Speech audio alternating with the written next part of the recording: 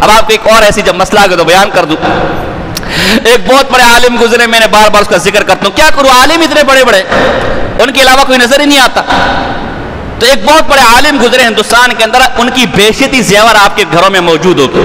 ایک زمانے میں جب دلہن بیاتی تھی تو اس کو ساتھ بیشتی زیور بھی دیتے تھے, بڑے کام کی کتابیں دیا کرو, پڑھا کرو اسے. تو ان کا نام ہے حکیم الامت حضرت مولانا اشرف علی تھانوی صاحب رحمہ اللہ. بہت بڑے عاشق رسول تھے, بہت بڑے, 1000 کتابیں لکھی, 1000 کتابیں. میرے پاس ان کی کتابوں کی فہرست ہے جو ان کی زندگی میں چھپی تھی. ان کی اللہ نے اتنی قبولیت دی تھی کہ ان کی زندگی میں ان کی کتابوں کے ترجمے انگریزی, عربی, فرینچ اور پشتو زبانوں میں ہو گئے تھے.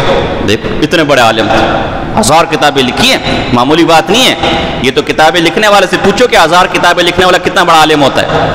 1000 کتابیں, تدریس بھی کرتے تھے, خانقاہ بھی چلاتے تھے. یہ جو حکیم اختر صاحب رحمہ اللہ, آپ نے نام سنا ہوگا, یہ انہی کے خلیفہ تھے. علامہ ڈاکٹر عبدالحی صاحب دارالعلوم کراچی والے رحمہ اللہ, آپ نے نام سنا ہوگا, انہی کے خلیفہ تھے. انہوں نے سیرت پر, گستاخ رسول اللہ صلی اللہ علیہ وسلم کی سیرتیں لکھتا ہے یا گستاخیاں کرتا ہے؟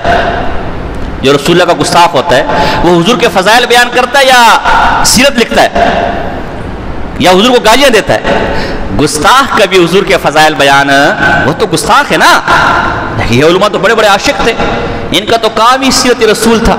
انہوں نے کتاب لکھی بڑی پیاری, آپ سب نے لینی ہے, پڑھنا ہے, اس کا مطالعہ کرنا ہے. بہت بڑے عاشق رسول تھے, کبھی موقع ملے گا تو بیان کروں گا.